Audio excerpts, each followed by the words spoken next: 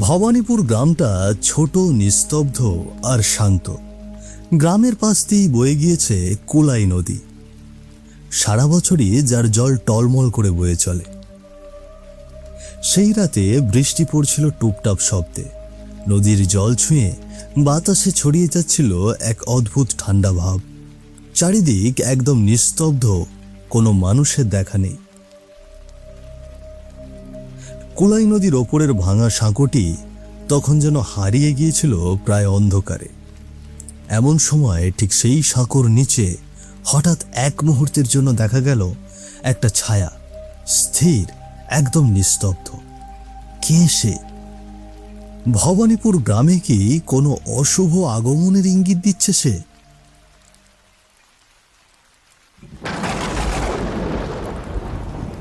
ঠিক তখনই আকাশে তীব্র শব্দে একটি বাজ পড়ল, আর চোখের পলকেই মিলিয়ে গেল সেই ছায়া। পুরো আকাশ জুড়ে তখন ঘন কালো মেঘ। বাতাসে কেমন একটা ভারী ভাব। গাছপালার পাতা পর্যন্ত নিস্তব্ধ। শুধু দূরে কোথাও দু একবার শোনা যাচ্ছিল বজ্রপাত পড়বার শব্দ। মনে হচ্ছে যে কোনো মুহূর্তেই ঝমঝমিয়ে শুরু হবে মুষলধারে বৃষ্টি। ভবানীপুর গ্রামের একটি বাড়ির উঠানে দাঁড়িয়েছিল পূজা আর গীতা। তাদের মুখে চলছিল গল্প, শোক, দুঃখ, সংসারের টানাপোড়েনের সব কথা নিয়েই প্রায়ই এভাবে আড্ডা বসে তাদের। আজও তার ব্যতিক্রম নয়। ও দিদি, এভাবে চলতে থাকলে তো না খেয়েই মরতে হবে। কাল তোমার দাদা হাট থেকে ফিরে যে কটা টাকা এনেছে তা দিয়ে তো একদিনও ঠিকমতো চলছে না। দিদি, হাটের সব দোকানদারেরই একই দশা। তোমার দাদা কাল মাঠ থেকে তাজা সবজি তুলে হাটে নিয়ে গিয়েছিল। বিক্রিও খারাপ হয়নি, তবু কি লাভ বলো? মোড়ল মশাই নাকি নতুন করে শুরু করেছে। রোজ 200 টাকা করে চাঁদা ধরেছে প্রতিটা দোকানদারের ওপর। কি বলছো দিদি? রোজ 200 টাকা করে মানে? কিছুই বলল না আমাকে। মুখটাও কেমন গম্ভীর ছিল কাল।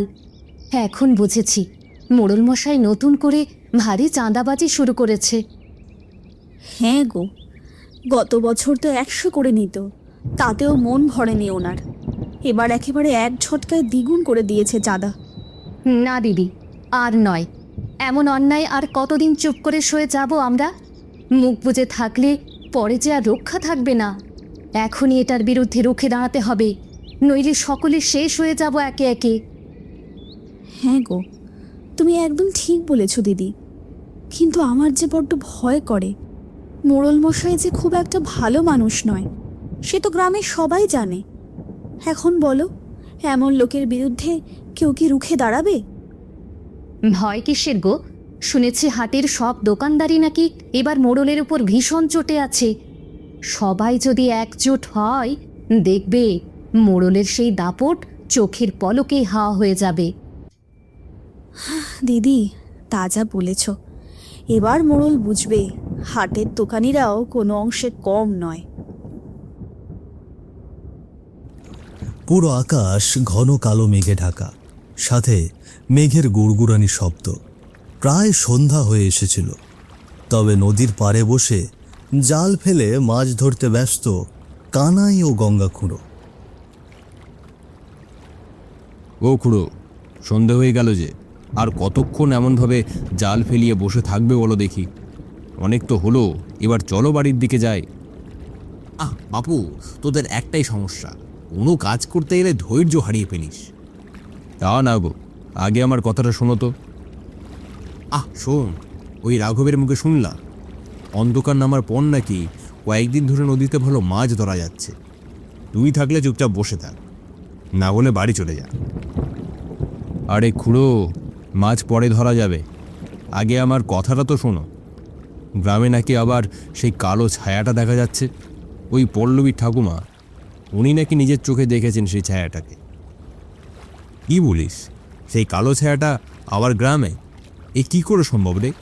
গত বছর তো মোড়ল মশাই নিজে গুরুদেবকে ডেকে এনে ওই ছায়াটাকে গ্রাম থেকে বিদায় করেছিল। তারপর তো পুরো গ্রাম বন্ধ করে দিয়েছিল। তাহলে আবার কি করে সেই ছায়াটা দেখা দিতে পারে বলতো? সেসব আমি ঠিক জানি না গো। তবে শুনেছি এই ব্যাপারটা নিয়ে মোড়ল মশাই ভীষণ চিন্তায় আছেন। কারণ যিনি সেই গ্রাম বন্ধনের কাজটা করেছিলেন সেই গুরুদেব নাকি গত বৃহস্পতিবার মারা গেছেন।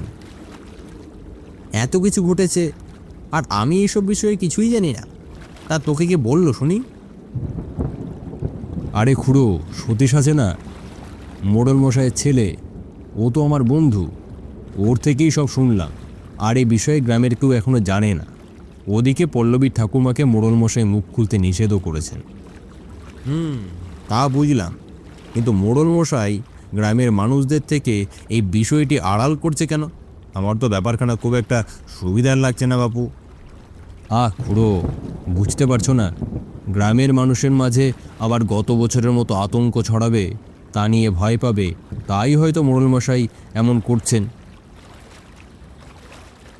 আসলেই কি মোড়লের আসল উদ্দেশ্য ছিল গ্রামের লোকেদের জানানো থেকে বিরত রাখা, যাতে তারা ভয় না পেয়ে যায় আর গ্রামে আতঙ্ক না ছড়ায়? নাকি এর আড়ালে লুকিয়ে আছে আরও বড় কোনো রহস্য? এই প্রশ্নটাই ঘুরপাক খাচ্ছিল খুঁড়োর মনে। ঠিক সেই সময়ে কানাই আর খুঁড়োর কথার মাঝখানে হঠাৎ যেন একটা ঠান্ডা হাওয়া বয়ে গেল খুঁড়োর পেছন দিয়ে। মুহূর্তেই চারপাশে নেমে এলো এক অদ্ভুত নিস্তব্ধতা। অবশ্যই তা হতে পারে, কিন্তু তারপরও এ কানাই, আমার পেছনে মনে হলো ঠান্ডা কি যে ছুঁয়ে গেল রে। খুড়ো, তুমি একটু বেশি ভাবছো, তাই এমন মনে হচ্ছে। কানাইয়ের কথায় চুপ হয়ে গেল খুঁড়ো, কিন্তু তার মনে যেন জন্ম নিল এক সন্দেহের ফোয়ারা। কি গেল তার শরীর ছুঁয়ে? তবে কি সেই কালো ছায়া? ঠিক এমন সময় হঠাৎ শুরু হলো ঝমঝম করে মুষলধারে বৃষ্টি। খুড়ো, দেখলে তো বৃষ্টি শুরু হয়ে গেল। আর বসে না থেকে জলদি চলো, বাড়ি যাই। হ্যাঁ, চল চল বাড়ি যাই।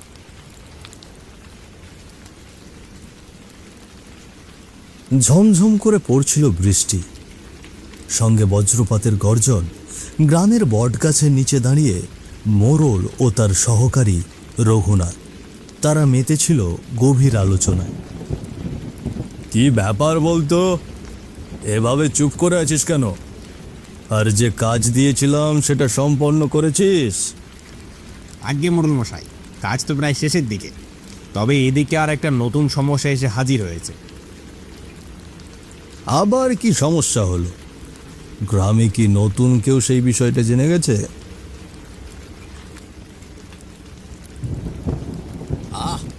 তবে কিসের সমস্যা সেটা খুলে বলবি তো? হাটের দোকানিরা বেশ চটে আছে কর্তামশাই। তারা বলেছে এত চড়া চাঁদা তারা কিছুতেই মেনে নেবে না। কে? এরা আমার হুকুমের ওপরে অমর্জি জানাচ্ছে? এত বড় সাহস কি করে হয়? আর তুই চুপ করে দাঁড়িয়েছিলি, ব্যাটাদের হাত পা ভেঙে ঠিক জায়গায় বসাতে পারলি না? মোড়ল মশাই, এইভাবে রাগ দেখিয়ে লাভ হবে না। হাটের সব দোকানিরা এখন চটে আছে। ব্যাপারটা ছোট নয়, একটু মাথা ঠান্ডা করে ভাবুন। ঠান্ডা মাথায় এই ব্যাপারটা সামলাতে হবে। তা অবশ্য ঠিক বলেছিস। আচ্ছা, তবে দেখছি বিষয়টা নিয়ে কি করা যায়। বিকেলের ছায়া নেমে এসেছিল কুলাই নদীর জলের ওপর। হালকা বাতাসে ঢেউ দিচ্ছে নদীটা। পথের পাশে দাঁড়িয়ে কি জানি এক বিষয়ে গম্ভীর হয়েছিল হাটের দুই দোকানি মহত্ত আর রমেশ। না রে, না না না না, ব্যাপারটা কেমন যেন গন্ডগোল লাগছে। মোড়ল মশাই আজ সন্ধ্যায় হঠাৎ করে বৈঠকে ডাকছে কেন? এত সহজে আমাদের দাবিগুলো মেনে নেবেন? বিষয়টা আমি একেবারেই মেনে নিতে পারছি না। আমার মনে হচ্ছে এর পেছনে নিশ্চয়ই ওনার কোনো একটা ফন্দি আছে। হ্যাঁ রে, আমারও তাই মনে হচ্ছে। গতবার যে কেলোর কীর্তি হয়েছিল সেটা তো আমি এখনো ভুলিনি। আচ্ছা, সকালে তো থাকবো, সন্ধ্যাবেলায় দেখা যাক উনি কি বলেন। তবে এইবারে কিন্তু কোনো ভয় পেলে চলবে না। সকলে মিলে একজোট হয়ে সব কিছু বলতে হবে। বেশ, তাই হবে। সন্ধ্যা নামতেই হাটের সব দোকানিরা জড়ো হয়েছিল বটগাছের তলায়। মোড়ল মশাই বসে ও পাশে দাঁড়িয়েছিল রঘুনাথ। আজকের এই সন্ধ্যায় বসেছে গ্রামের হাটের দোকানিদের সমস্যা মেটানোর একটা বৈঠক সভা। শুরু করো দেখি, কার কি সমস্যা আছে বলো, একে একে শুনি। আগে মোড়ল মশাই, আমাদের সবার সমস্যা একটাই, আর সেটা আপনি জানেনই। নতুন করে আর কিছু বলার বাকি নেই আমাদের। কি জানি না সেসব এখন বাদ দাও। এখন বলো তোমার কি সমস্যা, তারপর বাকিদের থেকেও তাদের নিজ নিজ সমস্যার কথা জানা যাবে। আগে মোড়ল মশাই, আপনি যেভাবে প্রতিটি দোকানের জন্য রোজ 200 টাকা করে ধার্য করেছেন, সেটি আমাদের দ্বারা দেওয়া সম্ভব নয়। রোজ 200 টাকা করে দিলে নিজেদের জন্য তেমন কিছুই আর অবশিষ্ট থাকে না। শ্যামলালের কথা শুনে স্পষ্ট রাগের রেখা ফুটে উঠেছিল মোড়লের কপালে। তবুও নিজেকে সংযত রাখার চেষ্টা করছিল, তা মোড়লের চোখে মুখেই প্রকাশ পাচ্ছে। ভেতরে যেন রাগ আর ধৈর্যের চলছিল এক অদ্ভুত লড়াই। বুঝলাম। আর কোনো সমস্যা আছে তোমার? আগে না মোড়ল মশাই। মহত্ব, এবার তুই বলতো তোর কি সমস্যা? হ্যাঁ আজ্ঞে মোড়ল মশাই, শ্যামলাল খুড়ো যেটা বলল, আমার অবস্থাটাও ঠিক সেরকমই। রোজ 200 টাকা দিলে ভাত ডাল খেয়ে সংসার চালানো দায় হয়ে পড়েছে। একটা সামান্য সবজির দোকান চালাই।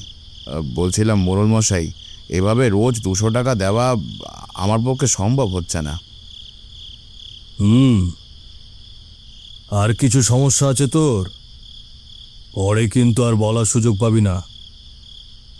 হ্যাঁ আগে আগে কোনো সমস্যা নেই। বেশ, এবার তাহলে রমেশ বল তোর কি সমস্যা? আগে মোড়ল মশাই, আমার তো সামান্য একটু জমি, তাতেই কষ্ট করে কিছু সবজি ফলাই, তারপর সেগুলো হাটে গিয়ে নিয়ে বিক্রি করি, তাতেই কোনো রকমে সংসারটা চলে। এখন আপনি রোজ 200 টাকা ধার্য করেছেন, এটা আমার পক্ষে দেওয়াটা একেবারেই সম্ভব নয় মোড়ল মশাই। তোদের দ্বারা কিছুই সম্ভব নয় বুঝি। তোরা কি বুঝবি যে আমি গ্রামের উন্নয়ন নিয়ে কত ভাবি? এই যে দেখ না, গ্রামের রাস্তাঘাটগুলো কেমন বেহাল হয়ে আছে। সরকারের কাছে গিয়ে যদি অভিযোগ জানাই, তারা কি এসব বোঝে? তবে এসব দেখে যে আমি চুপ করে থাকতে পারি না। আহা, ভেঙে পড়বেন না কর্তামশাই। তোমরা দেখছো না কর্তামশাই তোমাদের নিয়ে কত ভাবেন। এই গ্রামের উন্নয়ন নিয়ে দিন রাত চিন্তা করেন উনি, আর তোমরা সামান্য ধার্য করা এইটুকু টাকা দিতে পারছো না, যেখানে গ্রামের উন্নতির প্রশ্ন জড়িত। দেখেছো গো, আবার নাটক শুরু করেছে। এটাই মনে মনে ফোন দিয়ে এসেছিল। গ্রামের উন্নতি, কি উন্নতি করেন তিনি তা তো সকলেই জানে। গিন্নি চুপ করো, এসব কথা এখানে নয়। মোড়লের কানে গেলে আর আস্ত রাখবেন না। সকলেই নিজের সমস্যার কথা খুলে বলল মোড়ল মশাইকে। এতদিনে দুঃখ কষ্ট যেন একসাথে বেরিয়ে এলো সকলের মুখ থেকে। কারো চোখে আশা, কারো মনে ভয়, তবুও সবাই চেয়েছিল ন্যায়ের একটা দিক। কিন্তু হঠাৎ এরই মাঝে ঝমঝমিয়ে শুরু হলো মুষলধারে বৃষ্টি। আহা, এই বাদলা এখনই নামতে হলো গিন্নি। মোড়ল মশাই নিশ্চয় এই সুযোগটায় কাজে লাগিয়ে সরে পড়বে গো। এই বৃষ্টি শুরু হয়ে গেল। আজকের বৈঠক এখানেই শেষ। বাকি কথা আমি রঘুনাথের মাধ্যমে তোমাদের জানিয়ে দেব। সকলে বাড়ি যাও।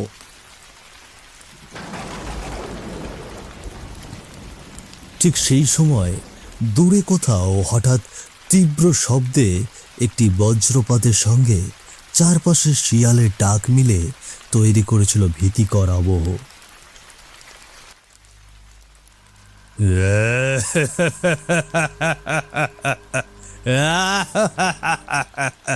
আর সেই মুহূর্তেই এক ভয় মিশ্রিত হাসি দিয়ে হাজির হলো এক নরপিশাচ। কোথায় যাবে সকলে? এখানে যে আমার বৈঠক এখনো শেষ হয়নি, সবে তো শুরু হয়েছে।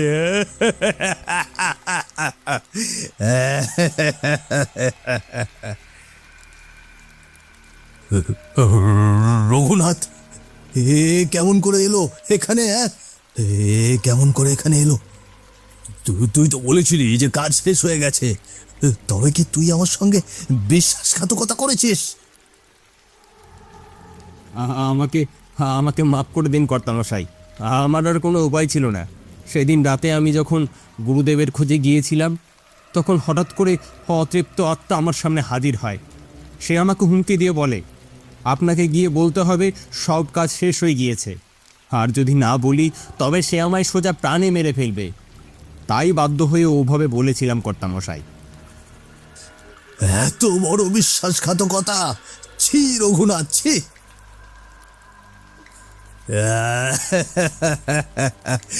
মোরল, দেখলি তোর নিজের লোকই তোর সাথে কেমন বিশ্বাসঘাতকতা করলো। চিন্তা করিস না, আজ আমি তোর মরণের সাথে তোর চেলার মরণও নিজের হাতে লিখে নিয়ে এসেছি।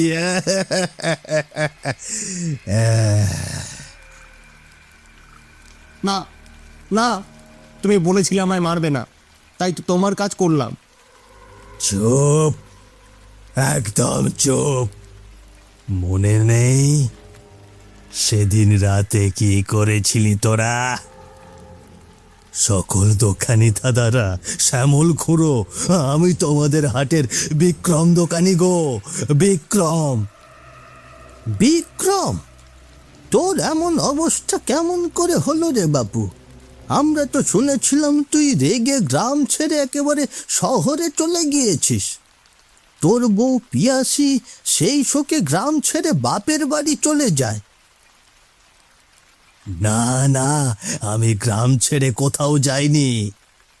এই মোরলি চক্রান্ত করে আমার শেষ সম্বল ওই সবজি চাষের জমিটুকু হাতিয়ে নেওয়ার চেষ্টা করেছিল। উপরন্তু গত বছর দোকান প্রতি রোজ 100 টাকা করে চাঁদা চাপিয়ে দিয়েছিল। এসবের বিরুদ্ধে আমি রুখে দাঁড়াই ও রঘুনাথের কাছে মোড়লকে নিয়ে অভিযোগ জানাই। আরে তারপর কি হলো রে বাপু? আরে তারপর সেদিন রাতে মোড়ল আমাকে সাঁকোর কাছে ডেকে পাঠায়। সেখানে যাওয়ার আগে আমার গিন্নির সঙ্গে খানিকটা ঝামেলা হয় আমার, আর সেটা ওই শয়তান মোড়লের কারণেই। ওনার চাপেই আমার সংসারের অভাব আর কিছুতেই ফুরাচ্ছিল না। রাগে আমি গিন্নিকে কিছু না বলেই বাড়ি থেকে বেরিয়ে আসি এই মোড়লের সাথেই দেখা করতে।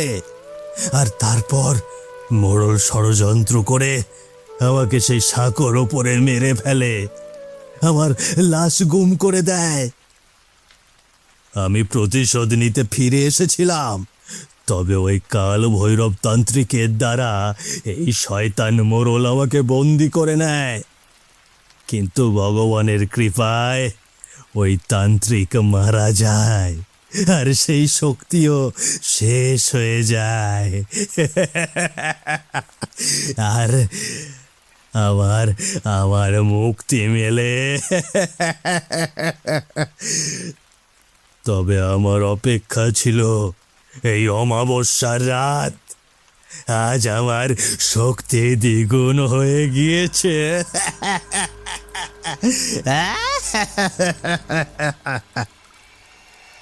এসব শুনে যেন সকল দোকানির চোখে জ্বলছিল রাগের আগুন।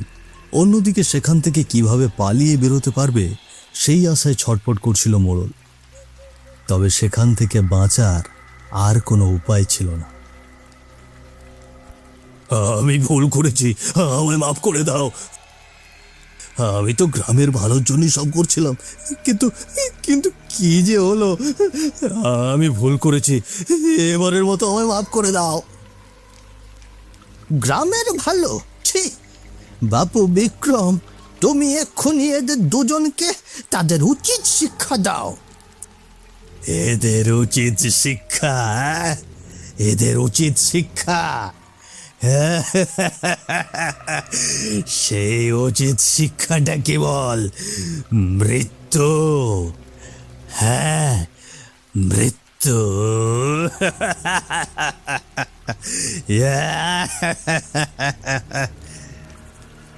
এই কথা বলার পরে বিকট এক অট্টহাস্য করতে করতে মোড়লের কাছে ছুটে গেল পিশাচটি, আর এক মুহূর্তেই তার ঘাড়ে সজোরে একটি কামড় বসিয়ে দিল।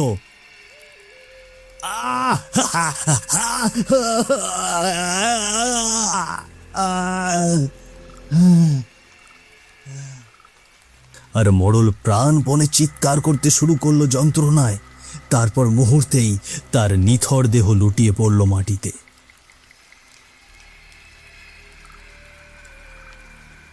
আর তারপর পিশাচটি চোখ পড়ল রঘুনাথের ওপরে। সোজা তার কাছে ছুটে গিয়ে তার গলা চেপে মুহূর্তেই ঘাটটি মোটকে দিল সে।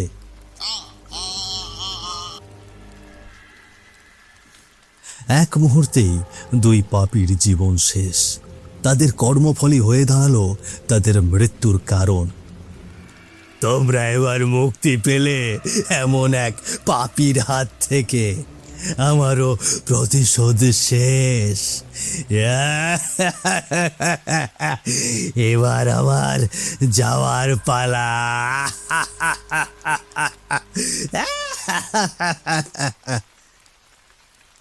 আর তারপর পিশাচটি ধীরে ধীরে মিলিয়ে গেল হাওয়ায়। চারিদিকে শুধু রয়ে গেল বৃষ্টির ঝমঝম শব্দ আর গ্রাম জুড়ে এক ভয়াল স্মৃতি। সেই স্মৃতি যেন সেখানে দাঁড়িয়ে থাকা কেউই কখনো ভুলতে পারবে না।